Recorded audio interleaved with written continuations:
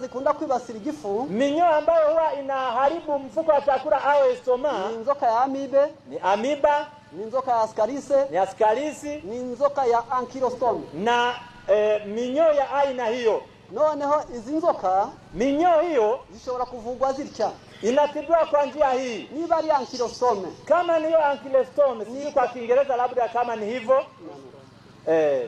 Noneho ni karote ebyiri mu gitondo ubyutse, utachukua karoti 2 kabla hujanywa maji alfajiri ile unapoamka. Uzabikora iminsi 7. Utakula hizo karoti 2 kipindi cha siku 7 mfululizo. Uzabuvuye ascaris, utakuwa umetibu hiyo ascaris, uzabuvuye ankylostom, na hiyo ankylostom, trichocephale, na hiyo nyingine inzoka bita oxyle, na hiyo minyoo inayoitwa oxyle, na tenia, hata na hiyo nyingine inayoitwa tenia. Ubwo karote ntabwo ari ubutunzi bupfuye kwa kwisi ngo nawe umuhondo gusa. Ina maana karoti usione kwamba ni njano tu na kuishia hapo, ahubwo ni umuti ukomeye w'inzoka, bali ni dawa muhimu kwa ajili ya minyoo, ni urukingo rukomeye rw'umwijima, ni kinga muhimu kwa ajili ya ini. Ifite ibara rituma amaso areba neza. Hiyo rangi ya njano ya karoti inasaidia macho kuona vizuri. Ni urukingo rukomeye ku ndwara z'amagufa, ni kinga au preventif kwa ajili ya magonjwa ya nini?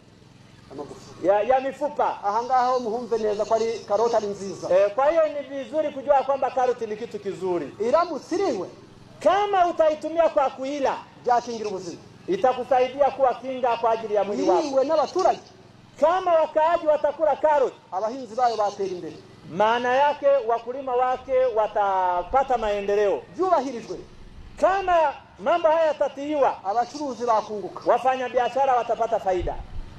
Ngiki akamaro ko gukoresha imiti Imana yatanga. Hiyo ndio umuhimu wa kutumia dawa Mungu alizozitoa.